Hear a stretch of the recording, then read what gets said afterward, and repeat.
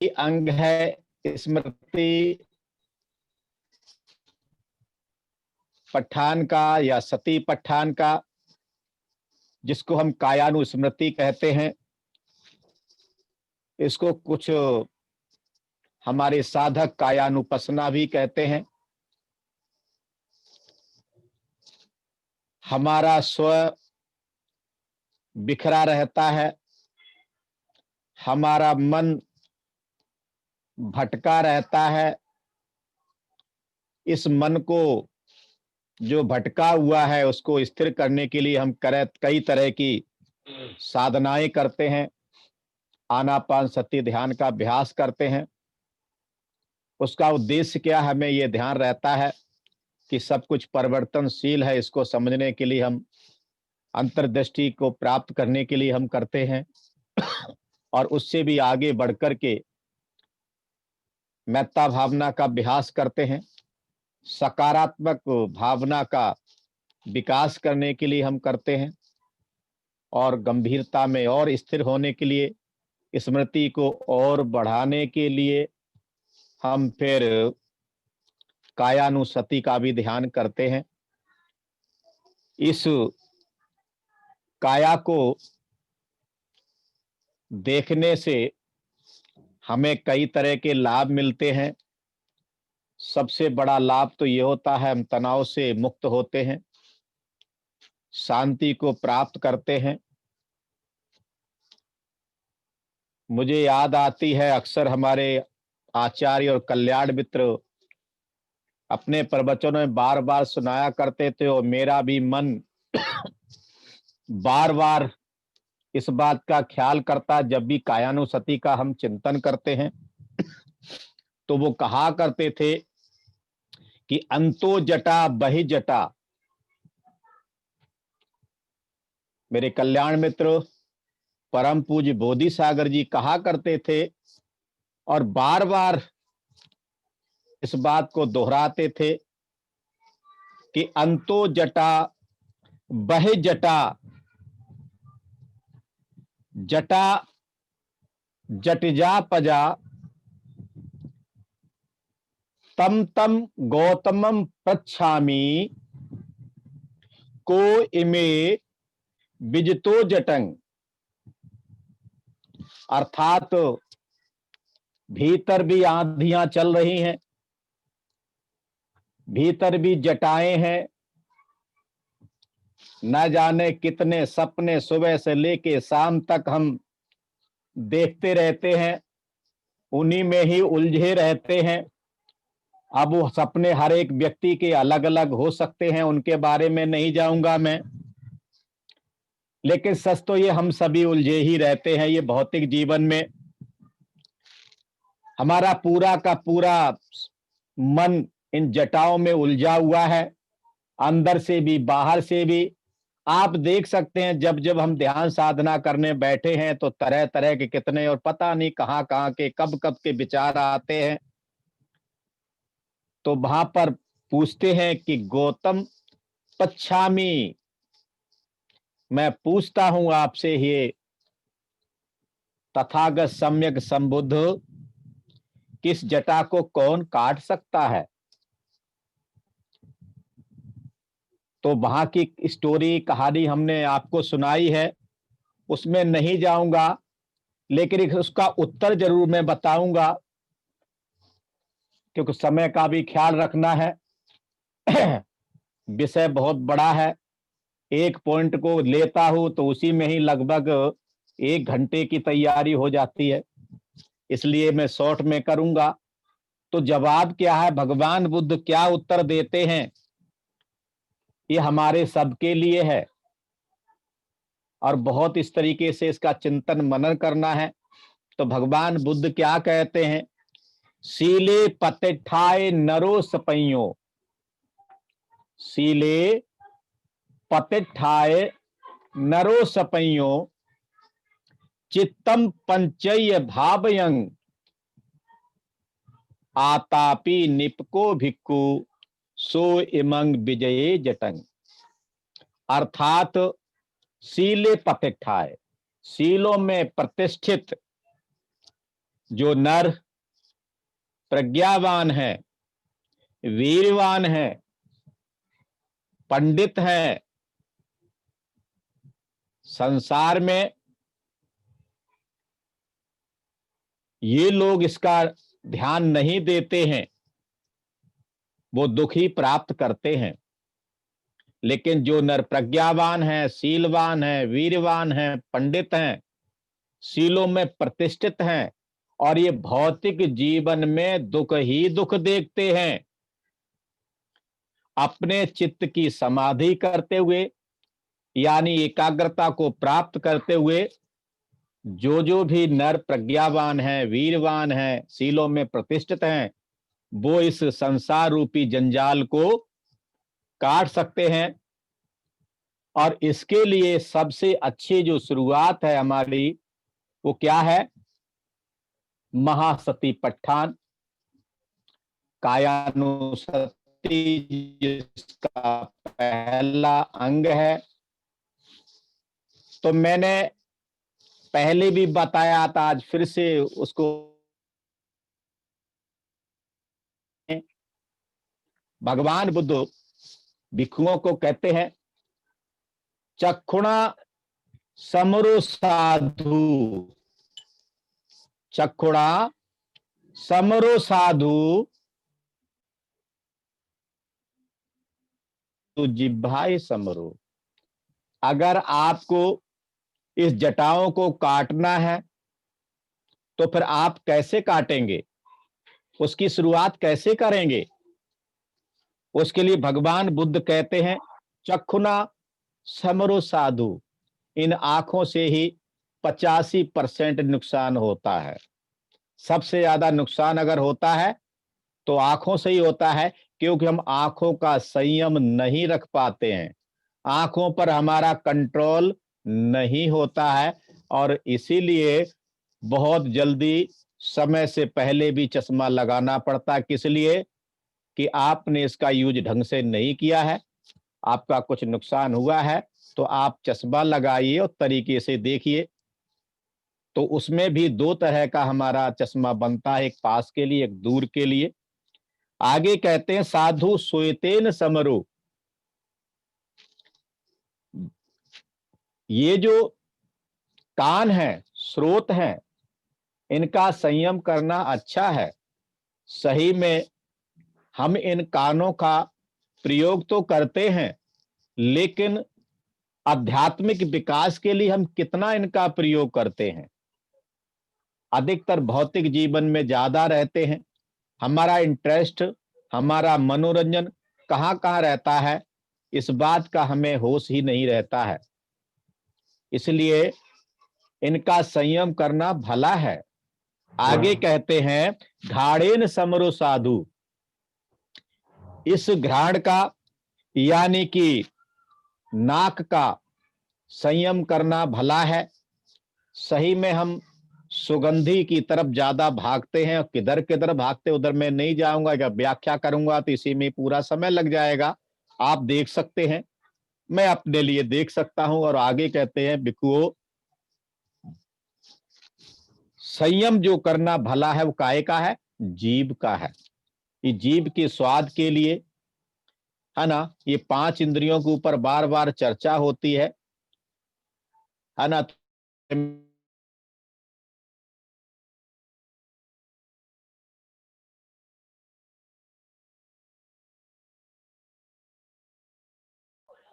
तो मनसा समरो साधु, साधु सब्बत समरो, सबुत संबतो भिक्षु, सब दुखापमुच्यति। इस काया का संयम करना बहुत भला है, और इसीलिए हम यहां पर कायानुसति करते हैं। काया का संयम करना भला क्यों है? हमारी काया हम ध्यान नहीं देंगे तो फिर इसमें बहुत जल्दी कभी भी जंग लग जाएगा। जैसे लोहा जब पानी में पड़ जाता है तो धीरे धीरे जंग लग जाता है, ऐसे ही जब हमारा शरीर व्यसनों में पड़ता है तो उसमें भी जंग लग जाता है। इसलिए इस काया का संयम करना बहुत भला है। और आगे कहते हैं, साधु वाचाय संवरो। हमारी वाणी, हमारे अपनों से दूर ले जाती है और हमारी यही वाणी दूर वालों को भी अपने पास ले जाती। अभी संडे को हमारा इसी बात पे बहुत अच्छा चर्चा हुई थी, मुझे याद आती है। तो हमारी जो वाणी है कैसी होनी चाहिए, उसका संयम हमें करना है। आगे क्या है, मनसा समरो साधु, इस मन का संयम करना बहुत अच्छा है। हम जितनी भी साधनाएं करते हैं या धर्म का जितना भी हम अभ्यास करते हैं या बुद्ध की जितनी भी देशनाएं अब तक हुई हैं, उन सभी का जो हम लाभ उठाते हैं, उन पर सबसे ज्यादा जो काम हमारा चित्त पे ही करना होता है। क्योंकि चित्त मन का, हमारे शरीर का क्या है, मुखिया है। अगर चित्त हमारा सद गया तो मान लो सब सद गए। वो कैसे कहते हैं कबीर साहब जी, एक साधे सब सदें, सब साधे सब जाएं। अगर हमने मन का संयम कर लिया तो समझ लो सबका संयम हो गया। आगे क्या कहते हैं, साधु सबत समतो, हमें शरीर से भी, वाणी से और काया से, वो सॉरी, शरीर, वाणी और मन का संयम करना है। और ये संयम करना बहुत भला है, सारी इंद्रियों का संयम करना बहुत ही भला है। ये जो इसमें जो भी, चाहे वो भिक्षु हो या उपासक उपासिका हो या साधक साधिका हो, जो भी इनका संयम करता है वो दुखों से दूर हो जाता है।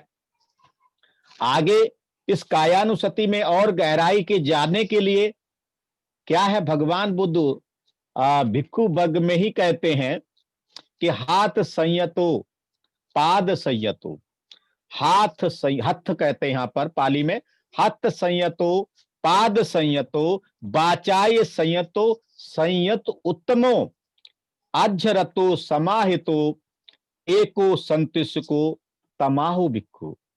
यानी कि जिसके हाथ, पैर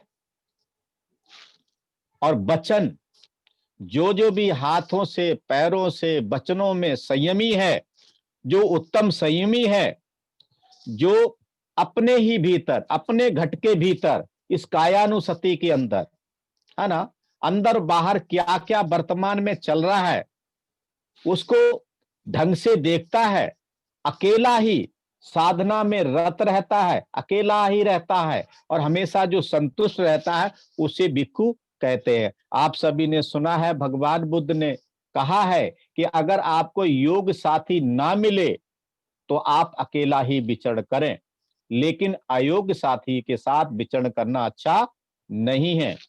और गहराई में जाने के लिए ये कायानुसति का ही एक भाग है। यो मुख संयतो भिक्षु मंत भाणी अनुद्धतो अथम धम्मयच दीपेति मधुरम तस् भासितं, जो मुख में संयम रहता है, जो मनन करके, चिंतन करके बोलता है और जल्दी उद्धत नहीं होता है, यानी प्रतिक्रिया नहीं देता है, कमेंट नहीं देता है, प्रतिसाद देता है, अर्थ और धर्म को प्रकट करता है ना। आपने सुना होगा चार जो भंडारण की वस्तुएं हैं उनके बारे में देखा होगा, आपने सुना होगा, कई बार उसकी चर्चा होती रहती है। चार जो वस्तुएं आपके पास हमेशा होनी चाहिए, उनके बारे में आप चिंतन कर सकते हैं या आप कभी प्रश्न करके भी पूछ सकते हैं, अभी उसके बारे में नहीं बताने वाला। जो अर्थ और धर्म को प्रकट करता है उसका भाषण हमेशा मधुर होता है। तो आज हम कायानुसति के बारे में हम और ज्यादा गहराई में जाने का प्रयास करेंगे। पिछली बार हमने आपको बताया था तंत्र है, उसके बारे में हमने बताया था। आज हम थोड़ा सा और इस कंकाल तंत्र के साथ में, हमारे शरीर के अंदर बहुत सारे जॉइंट भी होते हैं, हमारी हड्डियों का जो ढांचा है, उन ढांचे को संभालने के लिए, एक रूप प्रदान करने के लिए, आकृति देने के लिए हमारे शरीर में, हमारे इस कंकाल तंत्र के साथ, हमारे हड्डियों के साथ में जोड़ होते हैं। और जो जोड़ है ना वो 4 प्रकार के होते हैं। इसके बारे में हमें देखना है। एक वो जोड़ होते हैं जो बिल्कुल भी हिलडुल नहीं सकते हैं, स्थिर होते हैं, फिक्स होते हैं, जैसे कि हमारी खोपड़ी में होते हैं। एक जोड़ वो होते हैं कि एक ही प्रकार से मुड़ते हैं, दूसरी तरफ नहीं मुड़ पाते हैं, जैसे हमारे कोहनी के और घुटने की जो जोड़ होते हैं। एक वो जोड़ होते हैं जो कि पूर्ण जोड़ होते हैं। ये जो है अलग अलग दिशाओं में गति करते हैं, उनमें गतिशीलता या गति साथ साथ हो सकती है। आपने देखा होगा जैसे हमारे कमर के, पैरों के जो जोड़ है या कंधों के जोड़ हैं, इस तरीके से हमारे ये जोड़ हिज होते हैं। और एक होते हैं ऐसे जो एक ही दिशा में या एक ही तरफ मुड़ते हैं। इस तरीके से 4 प्रकार के जोड़ हमारे शरीर में होते हैं। तो आज हम इनको अच्छी तरीके से जोड़ों को कंकाल तंत्र के साथ देखने का हम प्रयास करेंगे। कैसे करेंगे इसके मैं कुछ उदाहरण देता हूं और फिर अपनी बात को विराम दूंगा। जैसे आपने देखा होगा किसान है ना, किसान अपनी फसल को देखता है। इसी तरीके से हमने अपनी इस काया को अंदर से बाहर से देखना चाहिए। किसान कैसे फसल को देखता है?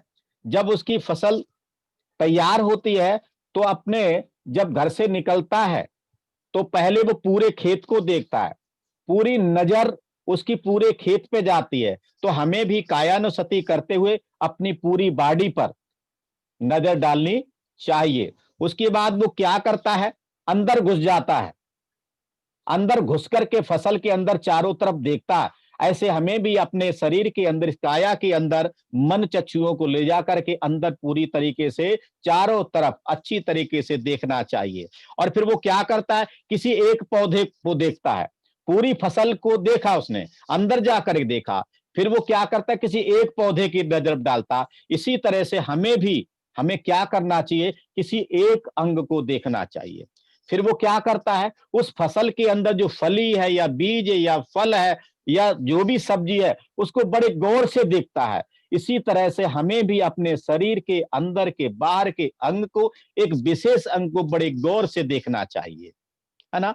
ऐसा करने से हम और ज्यादा गहराई में जा सकते हैं, हम मन पे और काम कर सकते हैं, हमारा भटका हुआ मन और ज्यादा स्थिर हो सकता है। जैसे किसान अपनी अनाज से भरी हुई बोरियों को देखता है, अनाज को देखता है, ऐसे हमें भी अपने शरीर को देखना चाहिए। जैसे वो पहले क्या करता है, दूर से बोरियों को देखता है, ऐसे हमने दूर से देखना चाहिए अपने मन चक्षुओं से। उसके बाद वो क्या करता है कि एक बोरी को एक एक करके देखता है, उसमें इसमें ये अनाज है, इसमें ये नाम है, इसमें ये नाम, इसमें ये नाम, इसमें ये नाम।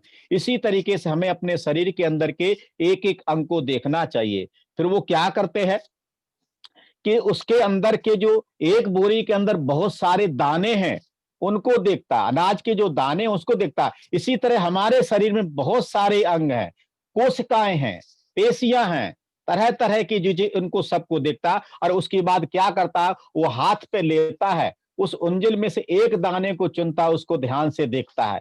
तो ऐसे ही हमें विशेष एक अंग को करके देखना चाहिए। और इसी तरीके से जैसे आपने अभी सुना होगा, हमारे बहुत ही सीनियर हमारे धर्मचारी, मेरी आवाज आ रही है प्रज्ञा रश्मि जी? आ रही है। Good, thank you. तो जैसे अभी आपने हमारे वरिष्ठ धर्मचारी यशो सागर जी को सुना, उन्होंने धम्म प्रभा के बारे में बताया था। तो हमें भी ऐसे ही अपने शरीर को एक सरता की तरह, नदी की तरह देखना चाहिए। कैसे देखना चाहिए, पहले कोई भी जाता है तो वो डरते डरते नदी के किनारे खड़ा होता है, तो हम भी ऐसे ही डरते कायानुसति करने में। मैंने देखा बहुत सारे लोग जब अंदर गहराई में जाते हैं तो रोते हैं कि ये भाई ये क्या हो गया, अरे मेरे तो अभी 2 छोटे छोटे बच्चे हैं, ये क्या कंकाल तंत्र हमारा सामने लगा करके रख दिया, मेरी जान कहाँ है इसमें, तो डरते हैं, है ना। तो हमें क्या करना, पहले दूर से देखना चाहिए इसको, है ना। उसके बाद वो क्या करता है, उसमें एक पैर रखता है। हमें भी इस धम्म रूपी नदी में ये ध्यान रूपी जो अभ्यास हमारा जो हम करते हैं उसके अंदर थोड़ा सा देखना चाहिए। उसके बाद क्या करता है वो, मन करता है आनंद आ रहा है तो हम भी ध्यान साधना करते हैं, कायानुसति करते हैं तो हमें आनंद आता है, तो हमें क्षणिक कहते हैं चलो अब की बार मंडे आ रहा है उसमें देखेंगे क्या होने वाला है, तो हम उसको देखना चाहिए। उसके बाद वो क्या करता है, पानी में एक डुबकी लगाता है, हम भी यहां पर लगाते हैं, देखते हैं। फिर वो क्या करता है, उसे और आनंद आता, वाह ये तो बहुत ही शीतल है, बहुत आनंद आ रहा है। तो इसी तरीके से हमने भी इसमें आनंद लेना चाहिए, बार बार बार बार इस कायानुसति का अभ्यास करना चाहिए। जैसे आनापानसति ध्यान का अब अभ्यास करते हैं तो पहले क्या करते हैं हम, कि ठीक से बैठ जाइए, हमें भी ठीक से बैठना है यहाँ पर। फिर क्या करते हैं, गिनती गिनते हैं। इसी तरह के हमें अपने शरीर के अंग कितने, पिछली बार हमने बताया था 206 हड्डियां होती हैं, जन्म के समय 300 होती हैं, धीरे धीरे कम होती जाती हैं। इसी तरीके से हमने क्या करना चाहिए, एक एक अंग को देखना चाहिए, कोई अंग कम हुआ तो कैसे हुआ है। उसके बाद वहां क्या करते हैं, उसको उल्टा करके देखते हैं, तो हमने अंदर के अंगों को भी देखना चाहिए, उलट पुलट के अच्छी तरीके से देखना चाहिए। तीसरी बार में क्या करते हैं वहां पर, कि हम जो है आने जाने देते हैं सांस को, तो हम विशेष अंग को जब देखते हैं तो वहां पर हमारी कुछ वेदनाएं होती हैं, या दुखद होती है या सुखद होती है या ना दुखद होती है। इस तरीके से हमने उनको एक अंग को विशेष कर को देख के उसका अनुभव करना चाहिए, उनको देखना चाहिए। और चौथी पारी के अंदर जैसे कहते हैं स्पर्श बिंदु को देखिए, एक ही जगह स्थिर होने के लिए अपने मन को हम क्या करते हैं, आनापानसति ध्यान का अभ्यास चौथी पारी में इस तरीके से करते हैं। तो इसी तरीके से हमने क्या करना चाहिए, अपने किसी एक विशेष अंग को बार बार बार बार बार बार बहुत ही विशेष तरीके से उसको देखना चाहिए। और जब हम इन चीजों को देखते हैं, जब ध्यान साधना का अभ्यास करते हैं, तो भाइयों और बहनों बहुत दिक्कत आती है। ये जो अड़थड़े हैं, ये जो हिंड्रेंसेज हैं, ये जो रुकावटें हैं, ये बाधाएं आती हैं, हमारा ध्यान कायानुसति में भी इतनी जल्दी से लगता नहीं है। तो हमने क्या करना है, उन बाधाओं को देखना है। बाधाएं कौन कौन सी हैं, इसका कई बार जिक्र हुआ, वही बाधाएं हैं, काम छंद है, व्यापाद है, थीन मिद्दी है, उदुत कुकुच है और विचिकिच्छा है। यानी कि हमारा राग 5 इंद्रियों के प्रति फंस जाता, हम वहीं पहुंच जाते हैं। या हमारे अंदर द्वेष जागता है, इतनी देर हो गई है, पता नहीं कब बंद होगा, इनको और कोई काम ही नहीं है, हर गनप मंडे को बैठ जाते हैं आकर के, अरे हमें और भी काम करना, हमारे साथी आए हुए, मिलने वाले आए हुए, गेस्ट आए हुए हैं, तरह तरह के। और फिर कनप कभी कभी आलस भी व्यापता है। तो हम जो है, कल मैं कहीं पर जुड़ा हुआ था, मॉर्निंग में देख रहा था कि वहां पर सिस्टम ठीक नहीं था, सभी के माइक बंद नहीं थे और ध्यान हो रहा था, और वहां से आ रहे थे बढ़िया बढ़िया बहुत बढ़िया आवाजें, आप समझ गए होंगे। इस तरीके के वहां खर्राटे बार बार आ रहे, तो हमारा शरीर भी कहीं ऐसा तो नहीं हो रहा, उसको देखना है। और कई बार ऐसा होता है, हमारे शरीर में बेचैनी होती है, स्थिरता नहीं रहती, जैसे उसका नाम जो है देखा हो ना, कभी इधर कभी उधर, इधर खुजली उधर खुजली, हम उसको देखना है हमें।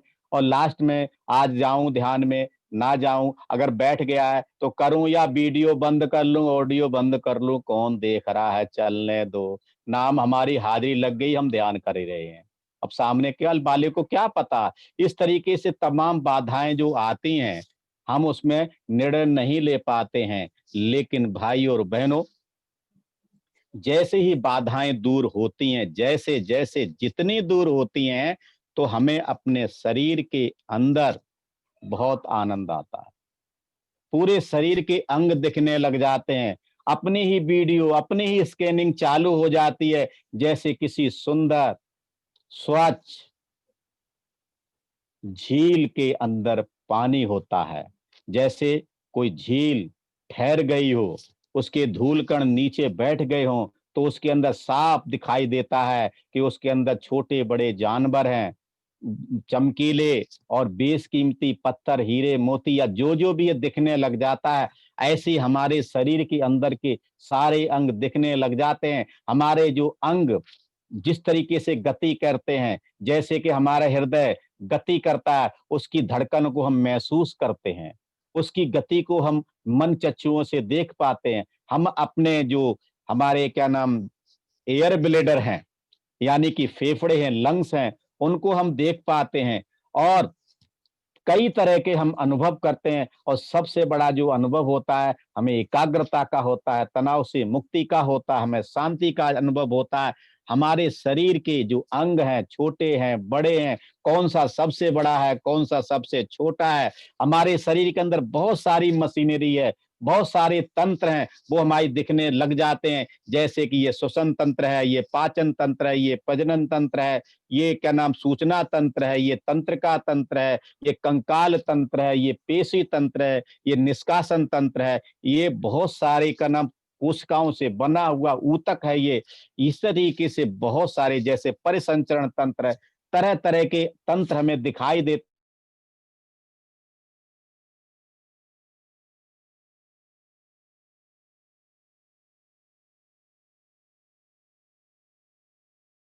होते हैं और सच सबसे हाँ, बड़ी बात है, हमारी जो काया है, वो भी निरोगी होती है। इसलिए इस कायानुसति का अभ्यास बार-बार, बार-बार करना चाहिए, बार-बार करना चाहिए। बस मैं यही कहना चाहता हूँ, आप सभी ने मुझे ध्यान से सुन लिया। आप सभी का बहुत-बहुत धन्यवाद। पुण्यान मोदन, जय भीम, नमो बुद्धाय। यहीं रुकता हूँ। ब्रह्मचारी प्रज्ञा रश्मि जी।